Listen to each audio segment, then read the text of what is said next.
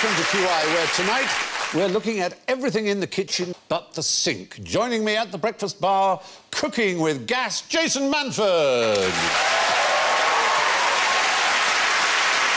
Sharp as a knife, Victoria Wood. Pointless as a spoon, Richard Osman. And I got this fork off Alan Davis.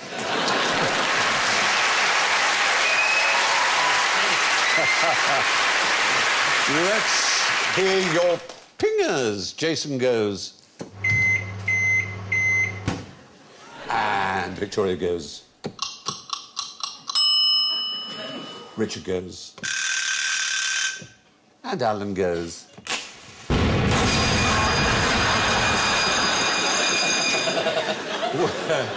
We're having a kitchen supper tonight. Which of the following do you fancy? Take me through these lovely dishes. They're all real. Is the buttock tongue Marks and Spencer's buttock tongue? It's your buttock tongue. Welcome tongue. Well, I'd be careful when I say that. If you just take the last three letters off tongue, you get... Oh, so like a biltong. Biltong is right. It's a hindquarters tongue, which sounds weird, but that's what it is. Biltong. Have you ever had biltong? No, I'm a vegetarian. Ah. Meet Alan. Hold on, He's a vegetarian is biltong not vegetarian? No. It's usually sold as ostrich biltong or dick biltong or some... I know some other animal, but they found in 2013, a very recent study, that 2/3 was incorrectly labelled. So horse biltong turned out to be beef biltong, and you believe. Disgusting. Revolting idea. I think if you're eating that, I don't think you have to worry about what animal it's come from. Like, if you... So what is it? The bottom? It's dry. Well, it's the dried hindquarters, but it's called tongue, I think, because it's the shape of a tongue in the way that it's dried, rather than it comes from a tongue. Biltong, buttock. So does it have the actual... The hindquarters, which are buttocks on an animal. But does it have the arsehole in it? Not the... That's in hot dogs, Has I it think. got a tube? They save that for hot dogs and pork pies. Yeah. So you can have beef, horse, impala, wildebeest, eland, giraffe and kangaroo biltong, apparently. Wow. Very nice. So that's a good one. We started.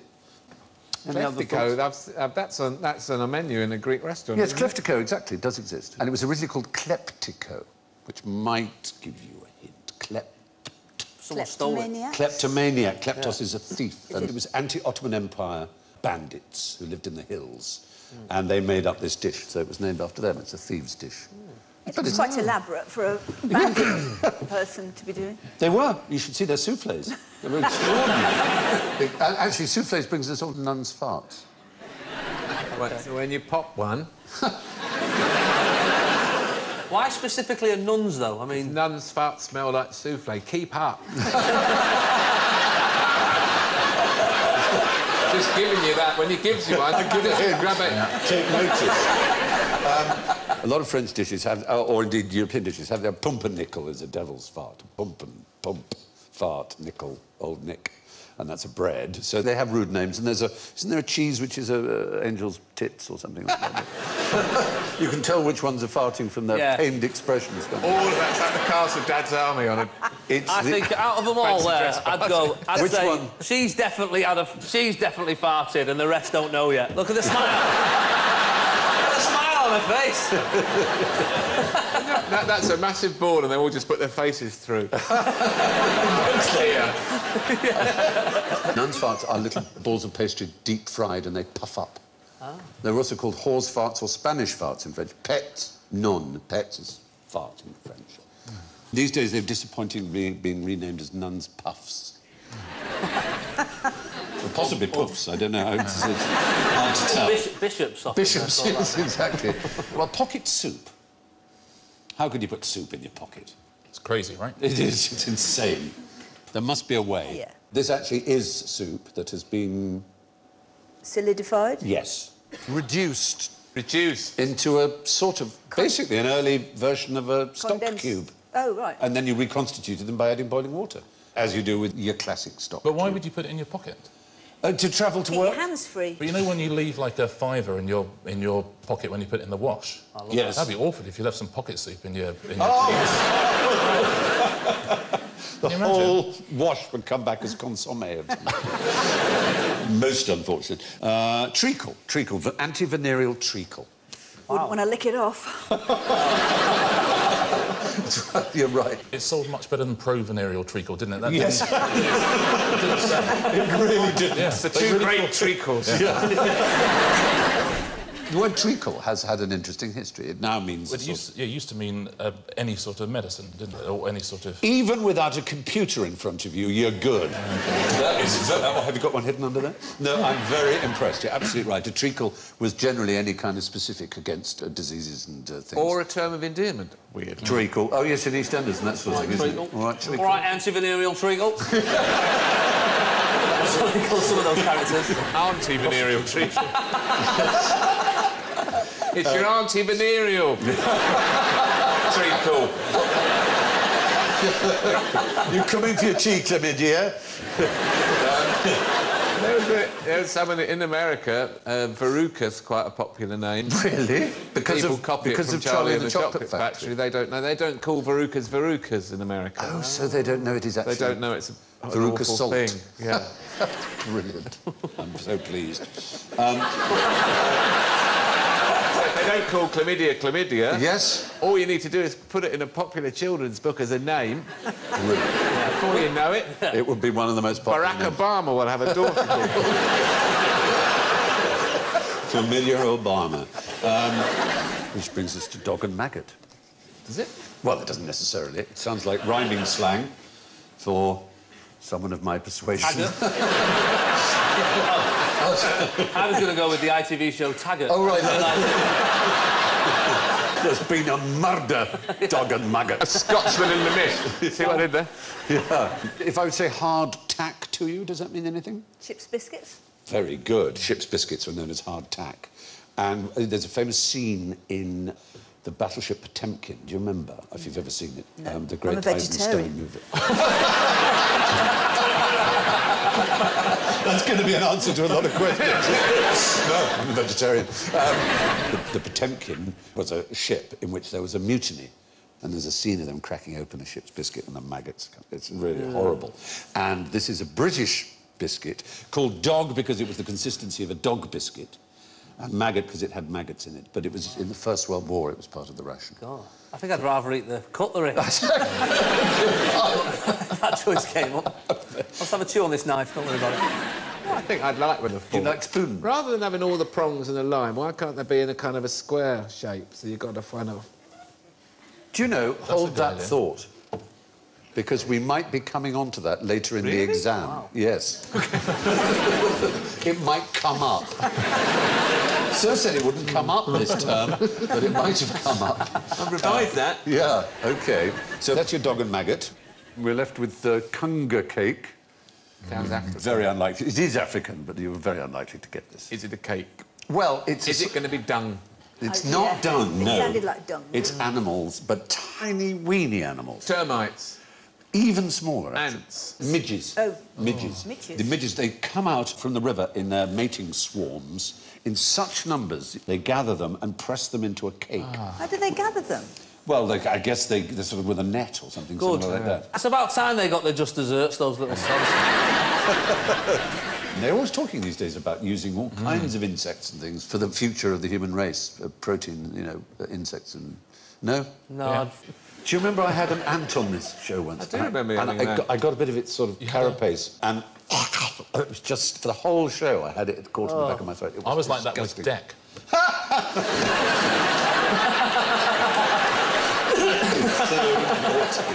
That's very naughty, indeed. Anyway, there you are. Here's some unusual cutlery. I'd like you to tell me what kind of thing you could eat with them. You've all got some, but I'll start off with the one that you mentioned there. You said with tines... you just invented that. There you a are. minute ago. You see? Isn't it incredible? You mentioned something like it. That's weird. Isn't it? It's usage. It's very, very specific. You don't actually handle it yourself because you're so high-born that somebody else feeds you using that. With what on it, though? Some sort of fruit? No. Is it a testicle? It might include a testicle. Oh. Is it a scrotum? It might include What a else scrotum. really includes a testicle, Steve? The whole schmear. And a whole mammal. Yes, a whole mammal. Let's just imagine I'm talking to one. Oh, God. A comedian.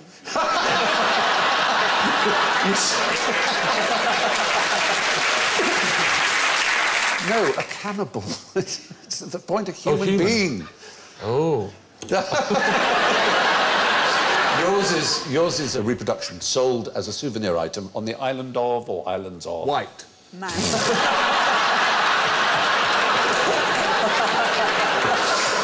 You'd be more accurate if you said the Isle of Man, I would have thought. We think of the cannibal island, or it was part of the British Empire. Oh, Guernsey. Fiji. Oh, I might have known. Yeah, you might have done. Yeah. Fiji is the answer. These are Fijian human forks. Two cannibals are eating someone. Yes. And one says, you start the toes, I'll start the head. He says, all right. Halfway through, he says, you all right? He says, yeah, I'm having a ball. He says, you're going too fast. There you go. Excellent work. There you go. Excellent Cannibal work. joke for you. All right, Alan, can you look and see what other items of cutlery you might have? Got this one. That you might recognise. Once again, it's for That looks clearly useful for as well. testicles. If you did eat meat, it's quite common, reasonably common. For fish. Anyone? No? It looks like it's for force feeding a suffragette. The foreskin of a suffragette. No, for force feeding.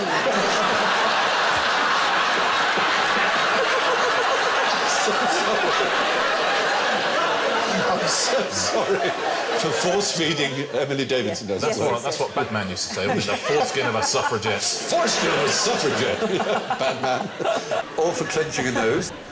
I'm sure the audience knows. You'd like to shout out? They all know that's for l'escargot, it is for snow. Oh, is it? You clench the shell and then you use a little winkling fork to get the flesh out. So there you are. And what have you got, Victoria? I've got that. Now that is interesting. You've also got a bowl. I'm sure there's like one in my mum's drawer, or one of them. Yes. I've seen that. That's the only one I've seen. Is that your rest mum's on drawers. On my mum's drawers. It's Does it a just rest buffet. on- does it rest on buffet a- spoon. No, it rests on the side plate, of the bowl. yeah, on The a- most on a bowl. useful thing... Brilliant. Oh, that's clever. Usually things for this substance are wooden with a sort of dome on the end and grooves around them. Honey. Honey. But this is even better for honey because you pour the honey into the Yeah. bowl or whatever, keeping it on top of that other bowl. Yeah. And then where do you put the spoon without stickiness? Yeah. You just simply put it back on. I think other people have got more cutlery than me. This, which is a Very strange hard. If you guess that, spoon with holes I'll give you in 100 it. points if you guess what that is specifically for. Oh, it's for Cocoa Pops, so you get the milk at the bottom. It's It would chocolatey. work as It would. that. It's actually very specifically for terrapins and turtles. I don't usually eat them. You're a vegetarian. Exactly. Oh, I see. The flesh is delicious, apparently. OK. The giant turtle, famously. Aren't they protected, Or tortoise, Stephen? that You're was. not supposed to be Oh, chomping gosh, away no, on them. absolutely not. No, the Ridleys and Well, the... why are all you those- saying we should kill them? And eat No! Why are you giving me That's a bit cutlery weird. to damage We territory? used to. No, it's a weird thing to say on television that we should eat turtles. I take it back. No, we definitely shouldn't be killing them, obviously. But they're delicious. But there is a special piece of cutlery for them, and We apparently happen they're to have some cutlery for them, and they're Just in delicious. case. And, Jason, what have you got? Oh, now this is interesting. Don't look at your reflection in it, that'll only upset I you. was seeing if that was what was unusual. No. Oh my God, it's Tom Selleck. That's weird. All the people. Have a grip and a twist. OK. Oh, Ah, it turns. It turns like that. yeah. Is it supposed all the to- way. Keep Oh, going all the way, yeah, OK. yeah. Oh, and then it just becomes like... It's broken. It's a breakable spoon. Brilliant. No, but look in the spoon end, the ladle end. It's hollow, Yeah. Oh, inside there. so you could fill it with something. A message. Hot water. Hot Oh, I water. know. Oh, I was going to say turtle blood.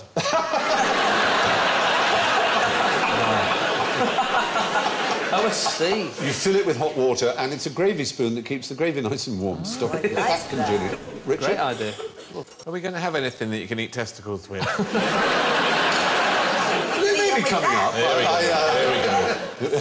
Yeah, now what's that? With that. Are they holes in the end? Yeah, little perforations. You see, you've learnt from your little thing. There are perforations in the ladle itself, in the spoon part itself, the bowl. What about the other end? It's got a little hole in it. Ah. So what could you do? Well, You could hang I'm it... going to insert it into the backside of a turtle. Just there. Literally just there. And then I think, you tell me if I'm wrong, you squeeze, is that right? You squeeze down the shell, and out it comes there, then you've essentially got yourself a smoothie. Which comes Is it a turtle blood smoothie maker? It's so close. If I said the word mate to you, would that mean anything? Have you ever travelled to an area where you drink mate tea? Audience? Argentina and Peru and various other places. Of course. It's called mate. There we go. Got that sorted. So, basically, it does a marvellous job. It stirs the leaves and allows you to drink the tea all in one without needing a strainer. Oh, like Oh, so you It's a straw. You suck it up. Oh, that's so good. It's an Argentinian mate spoon. Now, what attachment would you expect to find on a Swiss student knife? A pot noodle opener? That's very good. How many attachments do you think? How many? 12. 12? 40. 1. Oh, you win. It's 2. Oh, very good. It's only 2. Just 2 blades on a student knife. There is He doesn't one. need a corkscrew, does he? He doesn't really need a corkscrew, no. If he was a British child, yes. Yeah. And you need a little special shot glass for a Jaeger bomb. The whole works, basically, for your average British child. Except Kioivios. Pocket knives were originally imported from Germany in the 1890s, but then a Swiss gentleman called Karl Elsener won the contract to make them locally, and every member of the Swiss army had to get one, and considering that was all men were members of the Swiss army, that was a very valuable contract indeed, as you can imagine. Did people actually get killed by them? Or were they just for cutting ropes and I wood think and- they were just for general use. I don't think they were for combat, for hand-to-hand combat. Yeah. Yeah, you won't with that, will you? Just Yeah. wait there a sec, let me get the right one. Corkscrew, for God's sake! Wait there! It wasn't red, the original, as you can see, it was black with a wooden handle. The screwdriver was so that soldiers could actually dismantle their guns. That's what that was for. Then there was the schoolboy knife and the farmer's knife. But his big break came in 1897 with the officer's knife. And that's really when we begin to go into Swiss Army territory. Now you can see there's your classic formation. And they make up to 65 million a year. That's huge. Wow. Well, you've seen some shops which just have a window full of nothing else, don't you? Yeah. Including a big one that's slowly open. I've got one of those. I bought one. Yeah. I bought one from a shop that's going out of business. One of those ones that just opens and closes. It's really good fun. You just plug it in. It's really, I have to sit and watch it for hours. Have you not got a television? Yes, but I'm always on it. I don't have that channel.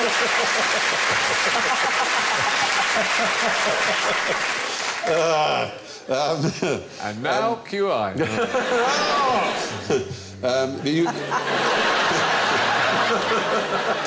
So much better, believe me. Did you know that they produce a Swiss Army fragrance? You'll love the description. The classic is a fresh, aromatic fragrance for men that stands for refinement and vision. It has notes of yuzu, geranium and lavender. It radiates, you could be talking about me here, it radiates a disarming masculinity. But you'll be pleased to know, Victoria, there is one for the ladies. It's for straightforward, uncomplicated women who enjoy asserting their femininity alongside their athleticism. That's me. Absolutely. What, do we know what notes that's got? Yes, I can tell you the notes. Paraguay tea, cedar and hay. Oh, all my favourites. That's what it is. Hay! I love is hay hay. common? Is it common? Yeah. Yes. Hay, grass, manure, Yeah. compost. We love it all. Oh, dear. But, as always, the best in multi-bladed knives comes from Norfolk. The best in everything comes from Norfolk, as you know. The Norfolk knife. Not Norfolk They're an army. I see that knife. No, there is a Norfolk knife, which I think will take your breath away for its beauty and uncomplicated quality. That's going to solve most of your problems, including the problem of having fingers will be solved. That's amazing. It is preposterous, isn't it? But it is. That's the Norfolk knife. Oh, there you are. So I hope I'm radiating disarming masculinity as we move on to the next question. What's the quickest way to cool down my kitchen? I'm going to, just because I'd love to get a klaxon sound is it opening the fridge? Ah! Somehow that makes it hotter, doesn't it? Turning on the oven would not... Turning on the top of the stove. Put the gas on. Because the right. coolest place in front of a fire is right in front. Oh, I see what you mean, but that would still warm up the room. Yeah, all right. No, don't be cross. It's good that you didn't say turn on the fan, which would have got you a klaxon. I wasn't going to say No, that. exactly. Can I just say turn on the fan? You've gone klaxon mad. It is. So why would opening the fridge... It's the second law of thermodynamics. The energy you need to create the coolness creates work, and energy and work are basically congruent in physics to heat. And so Yes, the but back of a fridge... What if the motor of my fridge is outside of my... If that were the exactly case, that. yes. Well, because you haven't been in my kitchen. I said my kitchen, no, that was in the question. I'm so sorry. In the case of an air conditioner, of course, the back is always outside. So a fan is just Yeah, the cooling motor air. of the fan warms the room. And what's up with them windows? Are they not open? Well, that would be a good answer, exactly. What about opening the windows? Yes, that was fine. You might get a point for that. Why is it so hot in your kitchen? What have you been doing? What protected species have you been slaughtering? Boiling terrapins by the dozen. Open the window, Stephen! No, I like it hot and sweaty! Scraping the froth off. Don't. Where's my mate spoon? Now, John Gorrie of Florida was one of the pioneers of refrigeration, and he believed that heat was one of the things that made you ill. And so he would lower huge bags of ice over patients, and the cold air would fall on their faces, and he thought that would help them. Then he went so far as to invent a refrigeration machine. And this outraged the huge industry that towed and transported real ice from Canada and other places into New York and so on. And they had a successful campaign saying that artificial ice didn't work. It wasn't proper ice, and it would never work properly. And he died in poverty. In the supermarket, there's a bag of... you know, you buy bags of ice. Yes. There's one ice called extra slow-melting ice. What? I know. Has it got salt in it? What could it possibly... And then in the thing it just says, ingredients, water. But it also has a best before on it, legally. Yes, It's fantastic, isn't it? So, if you leave the fridge door open, the room will actually get warmer. Which breed of dog makes the best kebab? You need one with an opposable digit to make any kind of sound. Hey, very good. What about a sheepdog? Whoa! I was going to say sausage dog, so I'm glad I went with that.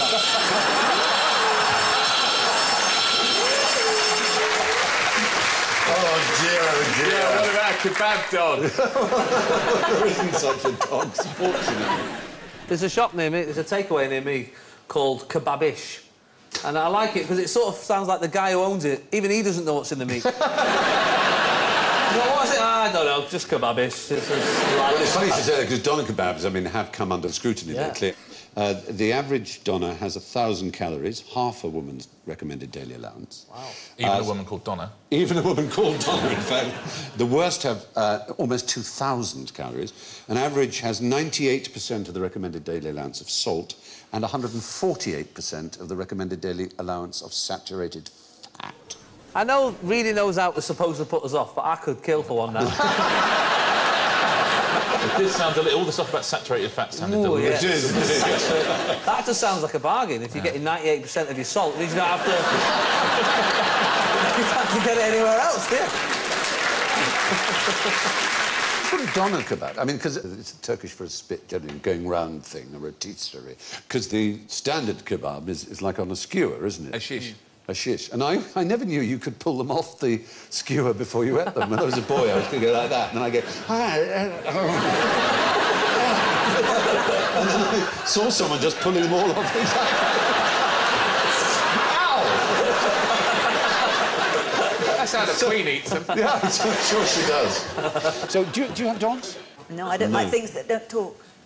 You don't like things that... I love that I rule. don't like things that don't make jokes. It's a really good rule. It excludes some men, obviously. Yeah, I was going to say that as well. Because we are literally speaking about a breed of dog that has since gone out of existence. It's no longer bred and it's become extinct as a breed. But it used to talk. No, sorry. We're conflating, unfortunately, here. It was a spit dog, a turnspit dog. It was actually bred... Spit the dog. There is one. Spit the dog. It's a really cute... It's a cute breed. Look at it. Isn't it cute? It's not cute. No, it's weird. not. It's like a Horrible. Star Wars dog. Oh, I think it looks lovely. This is a stuffed one in Abergavenny Museum, I ought to say. The taxidermist has bollocks that right up. Well, It's stuffed with feta and vine leaves. their job was to walk round keeping the roast meat on a spit evenly cooked. They were actually bred for that job. They were inside a wheel, and they turned the wheel, like a hamster in a Ferris wheel. And it worked beautifully well. And on their day off, they would get taken to church and used as foot warmers. That was the life. Sounds like they went into extinction through choice. I've had enough of this. Come on, dads. And Queen Victoria kept retired ones as pets. She actually liked them rather a lot. It's a nice thought, isn't it? Looks sad. Well, yeah. It's dead. Because it's dead. Yes. There were, in 1765, estimated to be 3,000 turnspit dogs in Bath alone. Not everyone liked them. William Coatsworth of Gateshead wrote that he had got rid of his turnspit to keep the dog from the fire, the wheel out of the way, and the dog prevented from shitting upon everything it could. That's the problem. You don't want poo. That's Northerners for you, though. Who wants the bath alone, anyway? Yeah, nobody wants to do that. Who wants to bath alone? Oh, what a lovely saying. I don't. When did you last bath alone? I don't bath. Ah. Please tell me you shower. I shall. Good. I can tell you. I know you. You smell disarming masculinity and hay. Well, that's your answer. Turnspit dogs. They got hot during the working week, and on Sunday were used as foot warmers. Now, when Koreans went into space, what did they take to chow down on? You've got a bowl, Victoria, and I've got a you bowl. can eat some. Paul, It blimey. is quite a strong you really smell. can. It really is. They took that into Revolver. space? Yeah, Was that to get rid of it? it is a bit smelly. It's actually Let's delicious. hope there's pudding. Korean astronaut food. Well, they developed a special breed of it for astronauts. I think it's got cabbage in it. It's mostly cabbage. It's almost like a kind of sauerkraut. Sorry, I dropped a chopstick. You can't drop anything in space. You merely release. The point about this food is it is generally reckoned that this food is more celebrated and loved by the Koreans than any food in any other culture is loved by any other culture. It is absolutely their identity. They've not had a pie in the north. No, well, believe me, they talk about this food far more. Even the Northerners talk about pies. In Wigan, you know, on the back of Baker's vans, they've got a sign that says, "No pies are left in this van overnight."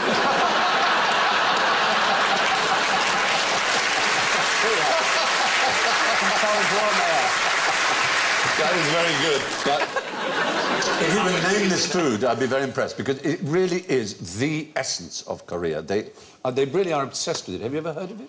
No. It begins with K, which is a help. Kimchi is the right answer from the audience. Kimchi, K-I-M-C-H-I. That's bloody lovely. It is really good, isn't it? And it's pretty healthy. It's mostly cabbage. I'll tell you what, I'm going to Korea on holiday. Yeah. It is genuinely delicious, isn't it? It's quite piquant, it's quite hot, it's got a bit of chilli. Yeah. It's mostly radish and cabbage. It's very, very simple. But there are lots of I feel different... myself becoming more obedient. Yeah.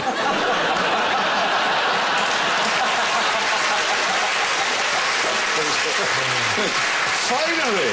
At last! You know what, though? Tell me. You know when you want the second one? Yep. You don't really. It's just too much. Yeah. They eat 2 million tons of this a year. Each? In South Korea. I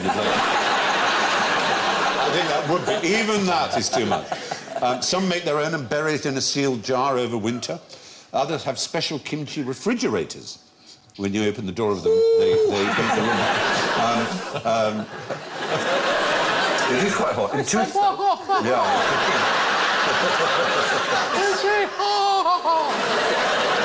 In 2010, they had You like kimchi? You waste a fool! No. After man! No racial stereotyping here, then. Just cheap laugh, Stephen. That's racy racism, and you know it. In 2010, they had a cabbage crop failure, and the price rose by 400%. Oh. And they spent millions on the South Korean astronaut who went up into space, and so she could have a kimchi that was bacterially more sound and would survive in space better, because it was absolutely crucial to her well-being as a Korean. And indeed, Chung Il-kwon, when he was president during the Vietnam War, said to President Johnson, who asked if when he was away, you're missing Korea, so he said, to be honest, he missed kimchi more than he missed his wife. Kimchi, the name of his mistress. Possibly. Anyway, for Koreans, kimchi is literally out of this world. How can you get money out of the King of Scotland? It's a wonderful photograph, isn't it? Well, obviously, he's not the King of Scotland. This was a very early King of Scotland, nearly 1,000 years ago. There he is. He was King David I. Oh, Dave, yeah. Oh, yeah. Dave. Of course, yeah, you see with the, Wee the Davy. beard now, yeah. Wee Davy. Because he didn't always have the beard, No, did he? And then he grew it That's for, right. for Movember. When he was a baby. It was a tiny, tiny king. Small than a thimble. Very, very small. Can we have some money, King David? He would reward people, give them a tax rebate if they had good... Shortbread. Scones. Scones, shortbread. Deep-fried Mars bars. Table manners? Say it again. Table manners? Is the right answer. He would reward people for their table manners. He immediately took her elbows off. Whoa! Never know. Fantastic. Plus 5 points for good table manners. The 12th century King David versus Scotland, yes, according to William of Malmesbury, gave tax rebates for good table manners.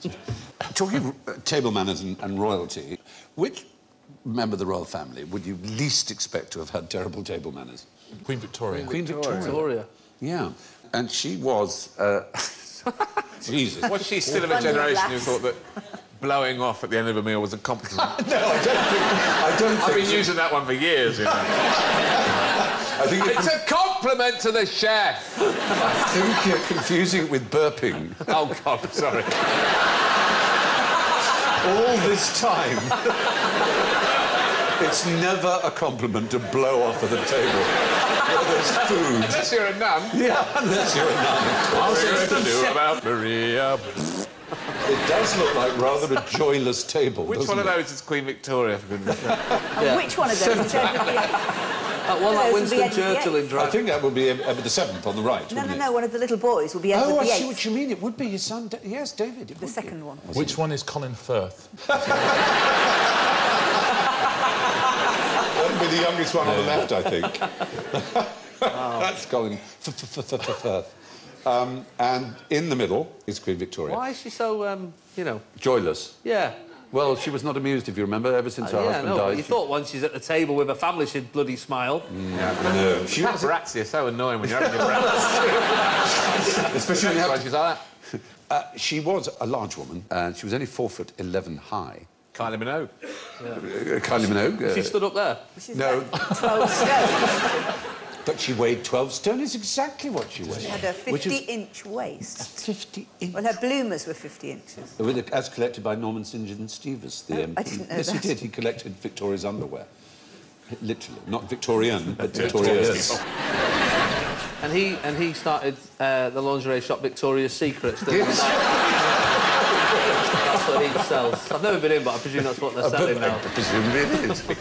The fact is, because she was queen, she got served first at dinner, and she would start eating. And she would get through a 14-course dinner in half an hour. Wow. And once she'd finished, everyone else had their food taken away. Brilliant. And she would just gobble away at incredible speed. Lord Hartington, who was one of her courtiers, was heard to shout at a footman, "Bring that back!" She was so angry at the fact that by the time you just got your soup spoon in, she was going, "Well, that was very lovely." And her doctors became concerned about her obesity, and they recommended Benger's Food, which was one of these supplements. And this was a thick, milky gruel often given to invalids and the elderly. So she agreed. She took it on top of her normal diet. They worried she wasn't going to fit on the coins. That's a brilliant idea. Just get a little bit of the middle of it. Coins got bigger and bigger and bigger. Huge coins. A whole penny for change. The lavatory doors were vast to spend a penny. Now, here's the skull of King Richard III. But what can you tell me about his table manners just by looking at it? Well, he's very good at eating Toblerone. Anything else you can tell? Well, what's unusual about his teeth compared to ours? Space for a straw. That The would space be. for straw, yes. Notice your teeth, the top row Yeah. and the bottom row. Close your mouth, naturally. Yeah, Your top row, yeah. overbite. We've all got an overbite.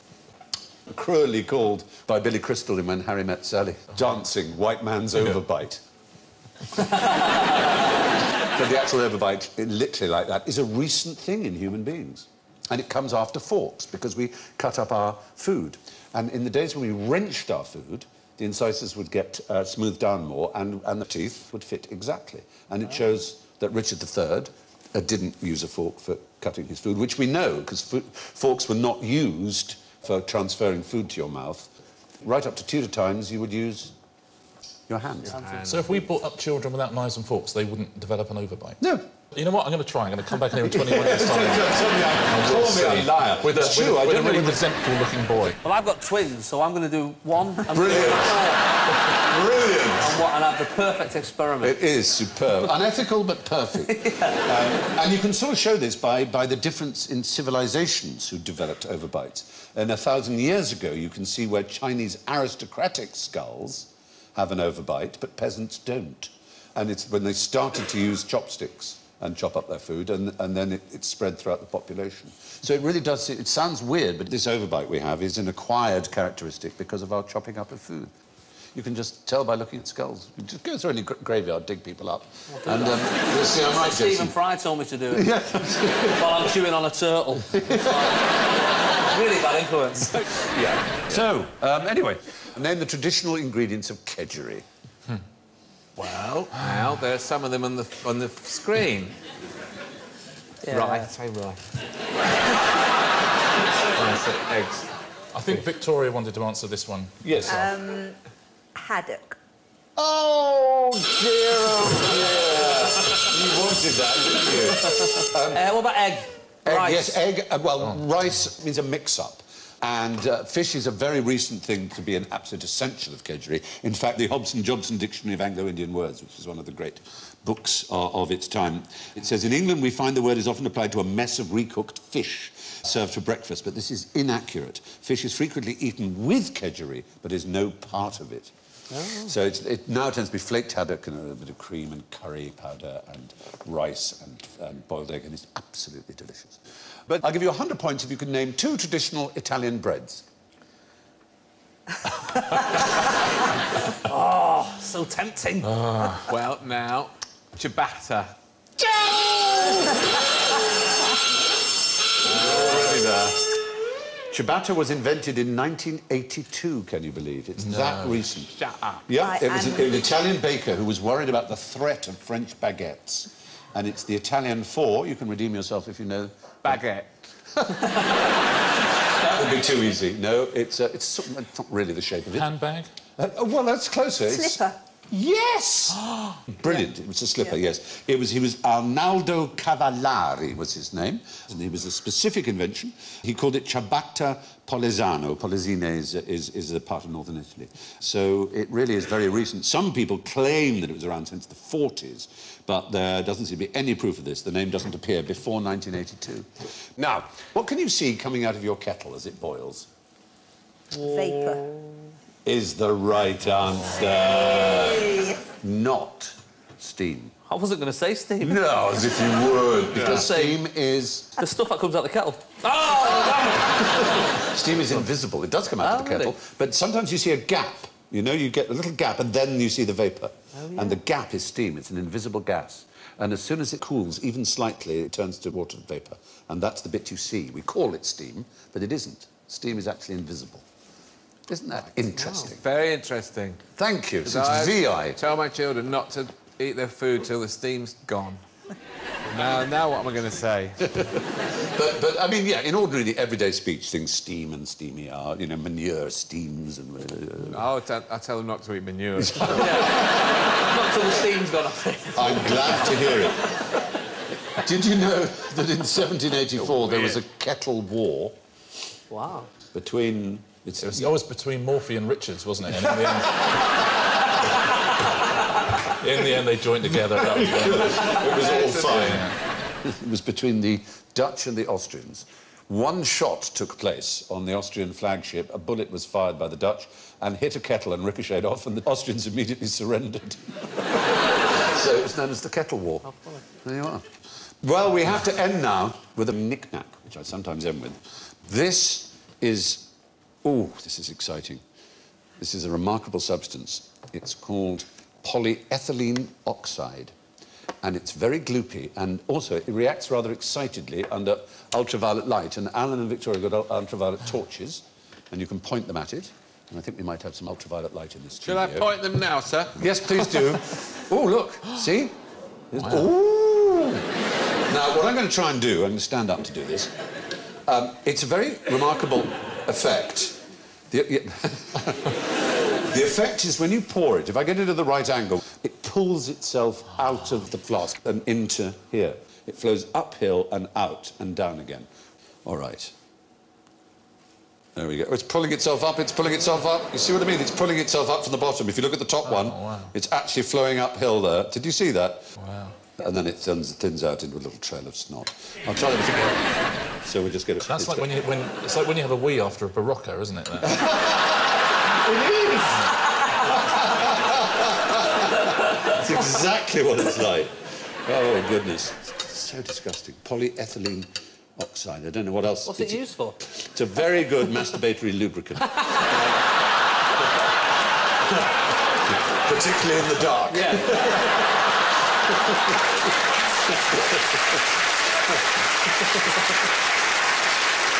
All right, let's It's a little bit awkward getting two friends to hold the torch, though. Yeah, there we go. That's pulling itself up on this bit. So there we go. Thank you. And thank you. Thank you, my special ultraviolet helpers. Well, on that exciting note, let's go to the scores. Oh, my actual goodness. It's really remarkable. I'm afraid, possibly because he was booby-trapped into it, in last place with -38 is Jason Manford.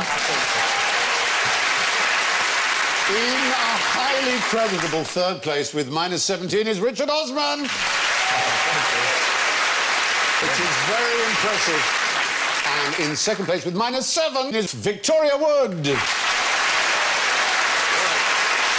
But scraping into a lead by 1 point on -6 is Alan Davis.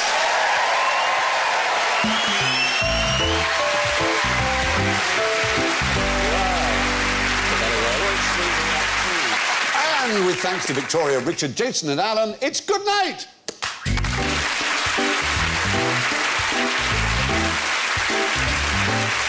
Well, the cat's out of the bag in Hebburn next on BBC Two. Sarah's not too happy reading about herself in a national newspaper. Then the series Best Bits from Buzzcocks at 11:35 tonight. But where's the missing episode?